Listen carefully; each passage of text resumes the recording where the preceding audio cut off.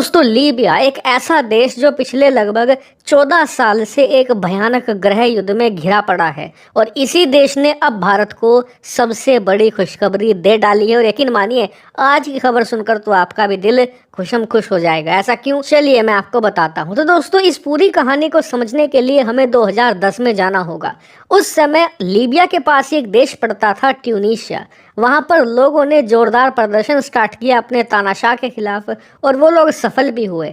वहां पर उन्होंने तानाशाह को उखाड़कर फेंक दिया और इसका असर पूरे अरब वर्ल्ड की जनता पर देखने को मिला। दरअसल ट्यूनीशिया से स्टार्ट हुए प्रदर्शन धीरे धीरे पूरे अरब वर्ल्ड में फैलने लगे, चाहे वो इजिप्ट हो, चाहे लीबिया हो या फिर अरब का कोई भी तानाशाह देश। एक एक करके तानाशाहों को हटाया जाने लगा और तानाशाहों को हटाने की इसी मुहिम को कहा गया अरब स्प्रिंग।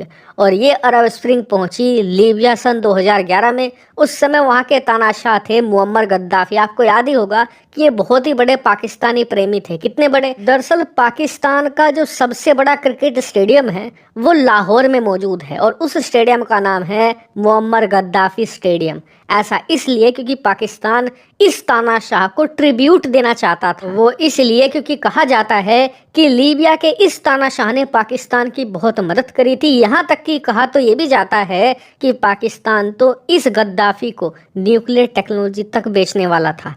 इससे आप समझिए कि तानाशाह में और पाकिस्तान में कितना ज़्यादा डीप लिंक था। तो खैर 2011 में इसकी सत्ता पलट गई और प्रदर्शनकारियों ने इस व्यक्ति को गटर से निकाल कर मारा। जी हाँ, ये गटर में छुपा हुआ था अपने अंतिम दिनों में। तो खैर लीबिया की इस तानाशाह का तो खेल खत्म हो गया, लेकिन भारत को कुछ बड़ा नुकसान यहाँ पर देखने को मिला। दरअसल इस पूरे अरब स्प्रिंग से पहले भारत लीबिया के अंदर 2 ऑयल ब्लॉक्स खरीद चुका था, यानी कि तेल के वो इलाके जहां पर ये तो पता है कि यहाँ पर तेल के भंडार मौजूद हैं, लेकिन एग्जैक्टली किस इलाके में तेल के भंडार मौजूद है वो पता नहीं, उसकी खोज करनी है। तो ऐसे भारत के पास 2 क्षेत्र थे लीबिया के अंदर। लेकिन जब ये अरब स्प्रिंग हुई तो भारत सरकार की कंपनियों को अपने काम को बंद करके वापस देश लौटना पड़ा। उम्मीद ये थी कि जब ये पूरा मामला शांत हो जाएगा साल 2 साल के बाद, तो भारतीय कंपनियां वापस जाएंगी, कच्चे तेल की इन ब्लॉक्स के अंदर खोज करेंगी, कच्चा तेल निकालेगी और उस कच्चे तेल को भारत बेचा जाएगा। उससे जो भी प्रॉफिट होगा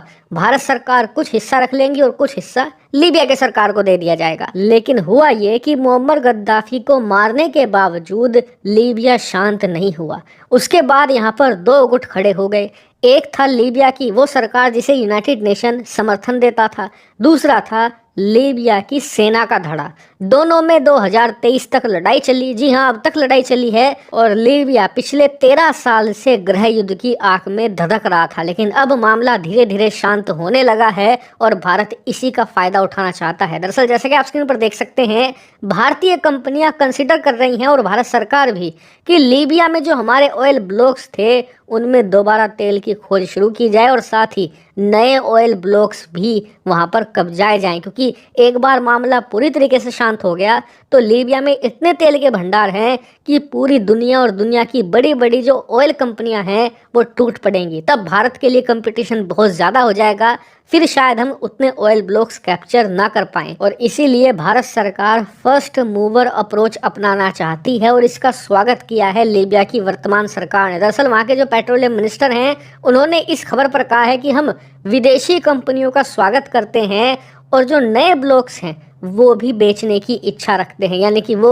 भारत को नए ऑयल ब्लॉक्स भी देना चाहते हैं। और यकीन मानिए अगर ऐसा हुआ तो ये भारत के लिए ह्यूज एडवांटेज होगा और मोटा मुनाफा इससे होगा। और इससे भी बड़ी बात तो ये है कि अगर भारत ने ये कर दिखाया ना तो ये एक ऐतिहासिक डिप्लोमेटिक विक्ट्री होगी और पूरी दुनिया में भारत की चर्चा होगी। वो इसलिए क्योंकि अभी तक जो लीबिया में गृह युद्ध चल रहा था पिछले 13 साल से, इसमें एक तरफ सेना थी, एक तरफ सरकार थी। सेना थी, उसे सपोर्ट कर रहे थे फ्रांस, ग्रीस, इसके अलावा यूरोप के कुछ और देश। जो सरकार थी उसे सपोर्ट कर रहा था तुर्की जैसे देश। और इन्हें ये लग रहा था कि जौन सा भी पक्ष सत्ता में आ गया उनकी बल्ले बल्ले हो जाएगी। मतलब कि अगर सेना सत्ता में आ गई तो तुर्की जितने भी ऑयल ब्लॉक्स हैं, जितने भी कच्चे तेल के भंडार हैं वो कब्जा लेगा। अगर सरकार सत्ता में बनी रही तो ऐसी स्थिति में फ्रांस के मजे आ जाएंगे, यूरोपियन देशों के मजे आ जाएंगे इन्हें कच्चे तेल के भंडार मिलेंगे। लेकिन अब हो ये रहा है कि एक मिली जुली सरकार सी यहाँ पर बनती दिख रही है, और क्योंकि भारत ने दोनों हिस्सों से यानी कि सेना सरकार से अपने कनेक्शन बनाए रखे, ऐसे में जो देश इन दोनों की लड़ाई में मध्यस्थ रहा यानी कि जिसने किसी का पक्ष नहीं लिया, उस पर ज़्यादा भरोसा किया जाएगा, और यही भारत की द ग्रेट डिप्लोमेटिक विक्ट्री कहलाएगी। और इसीलिए इस पूरे मामले पर मेरी बारीक नज़र है, जैसी कोई बड़ी खबर आएगी सबसे पहले यही मिलेगी। इसीलिए चैनल को सब्सक्राइब कर लेना।